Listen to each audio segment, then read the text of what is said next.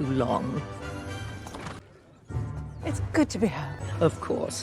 Which newly there is the exquisite Miss the mild manners and charisma. Another Bridgerton making her Francesca is very quiet. Is there anything we can do to help? Playing pianoforte in this house. Certainly not. I've been outside your door all morning. Perhaps we do not need to worry so much. chance aside, there is also certainly need someone dash. Their pairing brings some. Is that our brother? Colin? My late arrival, I got stuck in prison. Yeah.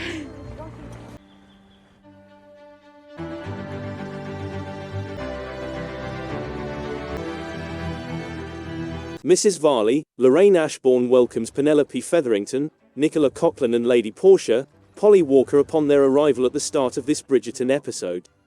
We get to know the recently made debutantes, such as Miss Hartigan, Molly Jackson-Shaw, Miss Stowell, Kitty Devlin, Miss Malhotra, Benita Sandhu, and Miss Kenworthy, Cecily Hope. Ella Bruccoleri's character, Miss Barragan, sticks out among the others. This year, another Bridgerton will be making her stage debut. People wait with anticipation to speak with Hannah Dodd's character, Francesca Bridgerton. They discover her practicing the piano. Ruth Gemmell's character, Lady Violet Bridgerton, is addressed by the others. It is, Francesca argues, only another day. In addition, Lady Whistledown writes about the gentleman. Outside, girls try to get Colin's attention. Luke Newton's character Colin informs Jonathan Bailey's character Lord Anthony Bridgerton that he became caught up in presentation traffic. Following the introduction, Anthony, the others, and Colin discuss Colin's adventure. Colin is adamant that he needs this time away. The girls exhibited before Queen Charlotte, Golda Rosheuvel, do not seem to impress her. Violet discusses her debut with Francesca. Francesca finds the thought of owning a home appealing. Queen Charlotte is then given them. Charlotte is reminded by Brimsley, Hugh Sachs, that she has luck with Bridgertons. Harry Dankworth, James Foon is heard by Portia and Varley discussing the idea of holding additional weddings. In the process, Portia queries if he would keep spending Aunt Petunia's money. According to Penelope, Aunt Petunia was liked. Varley asks Portia in private if anybody would think a spinster who never possessed anything more than a donkey cart could give her a wealth. Portia speculates that she could have been concealing currency jars beneath the floorboards. Varley gives her a heads up that the truth will eventually come to light. A few of the females appear to be fixated on Colin. He informs the girls that although he has no desire to marry, his travels have taught him to be prepared for anything. Before Cressida confronts Penelope, she notices Eloise, Claudia Jessie, as she is leaving. Penelope is watching him, but Eloise interferes and moves Cressida, Jessica Madsen, away from her. She hears the other females discussing their desires in a man. Francesca can only express her desire for kindness. Violet discusses going back with Kate, Simone Ashley. They talk about Eloise and Francesca. Violet acknowledges that she doesn't comprehend Eloise's recent acquaintance. Violet is not going to get involved just yet. As soon as she locates a dower house, she swears to move in.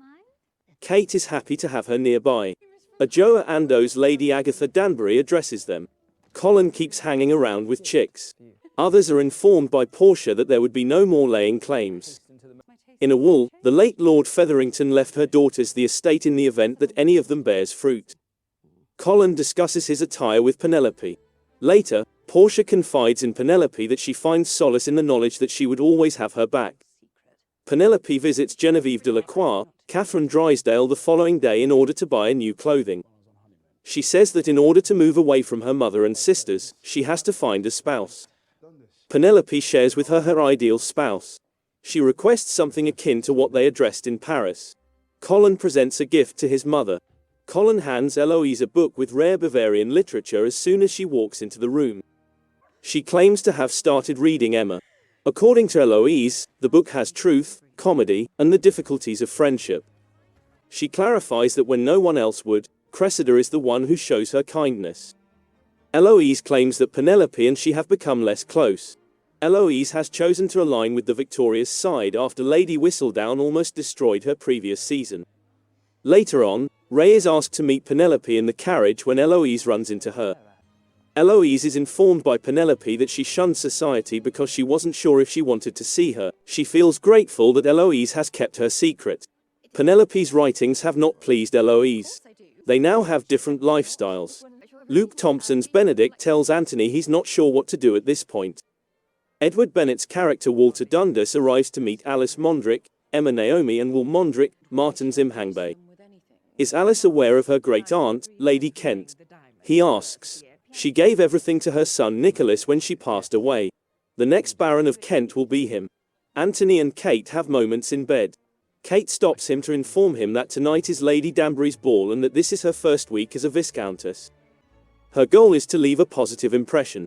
Tonight, Penelope makes the decision to try something a bit different. Soon after, the ball starts. When Cressida notices Penelope's new clothing, she is taken aback. Eloise and Cressida hear other girls discussing needlework. Penelope talks to guys about her interests, which include reading. Eloise attempts to steer the subject in a different direction.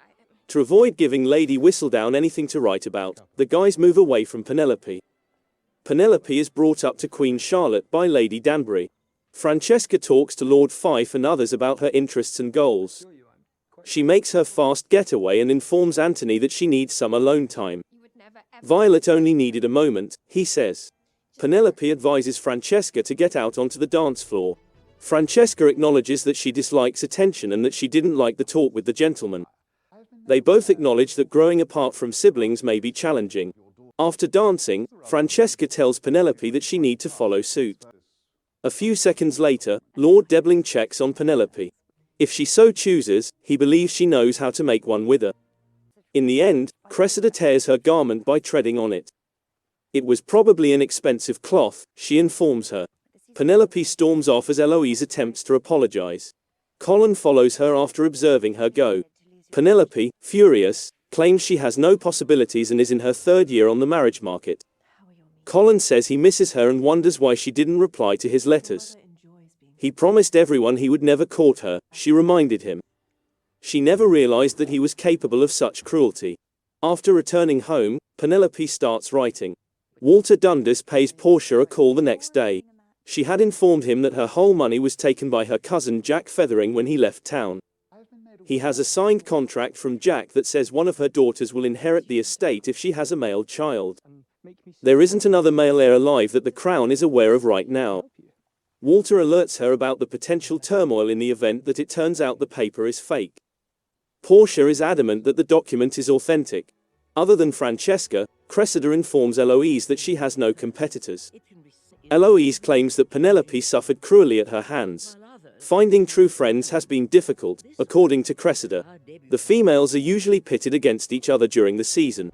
In her first season, Cressida says she made an attempt to become friends with Eloise, but Eloise turned her down. She acknowledges that Penelope is not worthy of her time. Kate informs Anthony that she wants to talk to him about something. Kate advises him not to discuss relocation with his mother. She believes they can let his mother to remain a little while longer and prolong their honeymoon. Violet discusses her night with Francesca. Violet hopes that when love finds her, she'll be receptive.